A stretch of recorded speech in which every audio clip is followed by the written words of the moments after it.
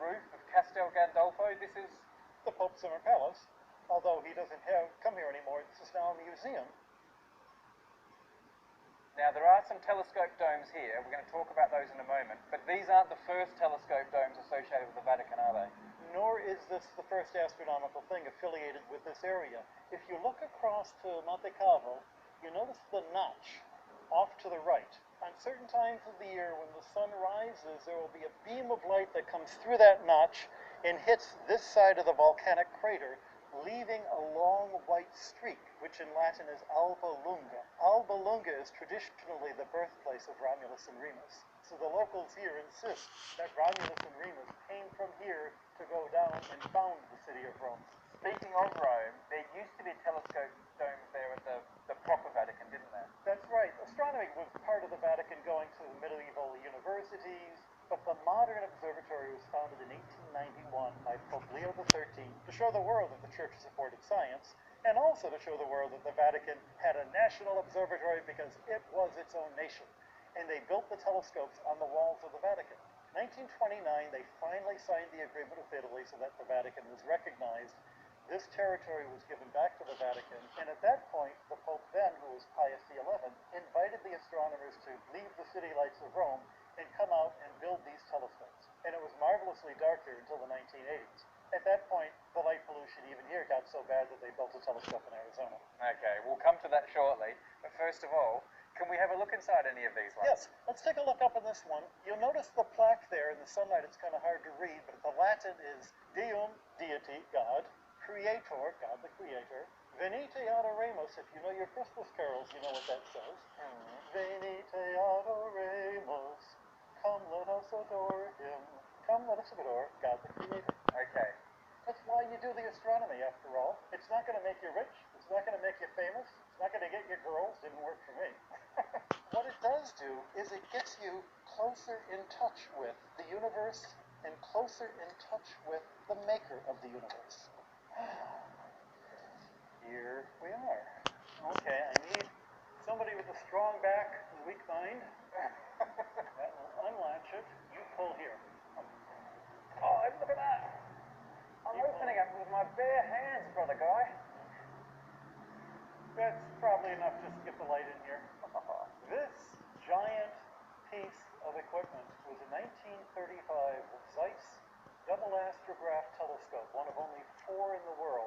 And it's actually 2 telescopes and a common mounting. You'll have 2 different telescopes for 2 different kinds of work. Also, back in the early 1930s, photographic film was only sensitive to half of the visual. You either had red film or blue film. And so you could do simultaneous images, one in red and one in blue at the same time. If you look carefully, you see that the telescopes are actually different. This is a mirror with an eyepiece. So the light comes in, hits the mirror, gets focused up to a second mirror, comes back down, and you can look at it there.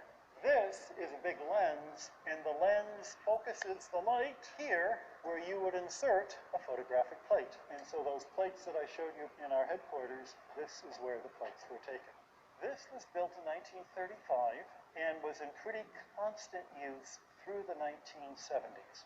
Even after we moved to Castel Gandolfo, there have been events that are only visible in this part of the world, an occultation of a star by Pluto, or the impact of Comet Shoemaker-Levy into Jupiter, where we did the observations using this telescope, even with the light pollution. Come on over here.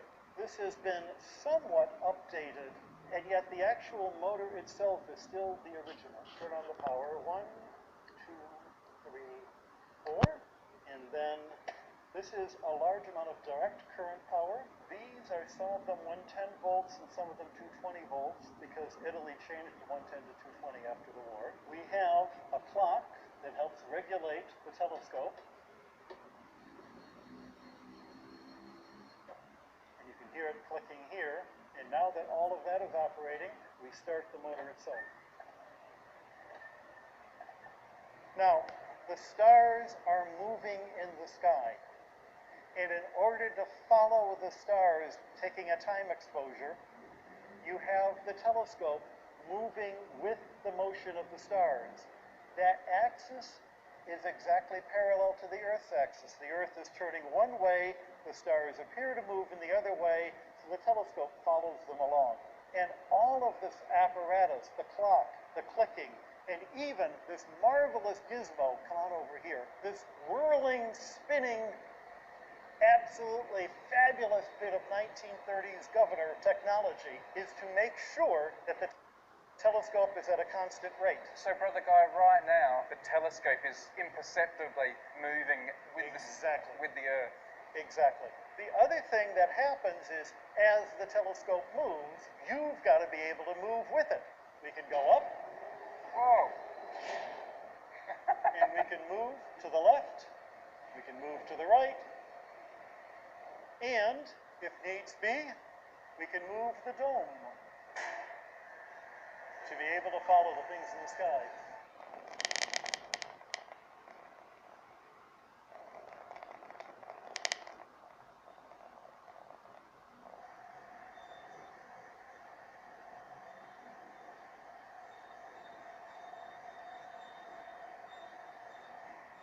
Now, you got to remember, if you're doing astronomy in the 1930s, you're in this cold room at midnight, it's dark, you have no idea how high up you are, you're listening to that whirring motor, and you're listening to the wind, and you're trying to stay awake all night. It's astonishing that anything actually got done.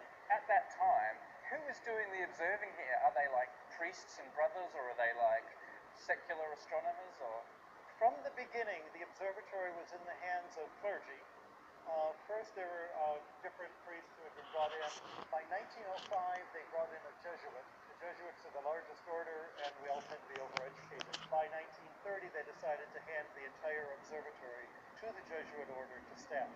So today there are a dozen astronomers. We're all Jesuit priests and brothers. We all belong to the same order, with the same superior, living together in a community under the same rule. Makes life very convenient. At what point did these domes no longer become useful and you moved to the other ones on the grounds? Well, these telescopes stayed in use until the 1970s. But in the 1940s, they first moved the Carte du Ciel telescope out from Rome, mostly to protect it during the war. Ironically, this was the area that was bombed and Rome wasn't. And after the war, the final telescope was built here, the Schmidt telescope in the 1950s. And those stayed in operation. I think the last plates date from 1982.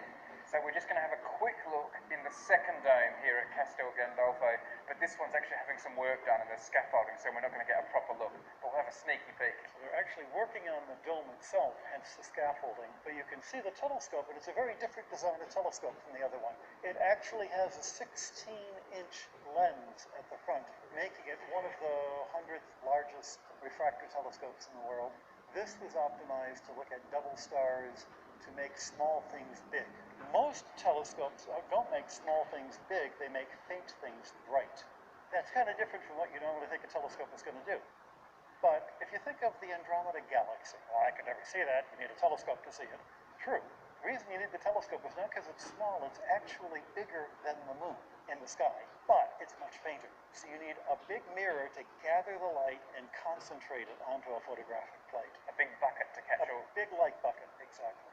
Brother Guy, what's the work they're doing on the dome here? Well, the slit wouldn't open. It's a marvelous piece of wooden construction from 1935, but wood will flex, wood will expand and contract. At one point, we got the slit open, couldn't close it, and when the rain comes, you want to be sure it's closed, so we got it closed, but we don't dare open it again until they fix it. Oh, it was good that we got to have a little sneaky look in here anyway. Notice the date there, 1708 or 28, I'm not sure which. Great door. Well, whatever it is, old. Shall we? All right. Could you do it quickly? Do it quickly.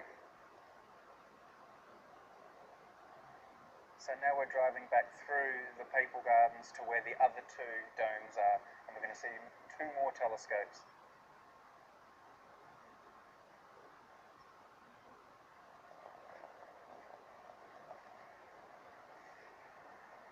All right. You can see from the plaque, this walkway was set up by Pius XII in the first year of his pontificate, which would have been 1939, just as a place to be able to take a walk while it covered during the rain.